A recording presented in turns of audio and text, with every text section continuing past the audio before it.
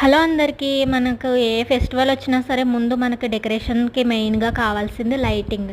Lighting అనేది మంచిగా ఉంటే మనకి ఎంత నీట్‌గా రెడీ చేసినా సరే అది లుక్ అనేది చాలా ఇన్నోవేట్ అవుతుందనమాట.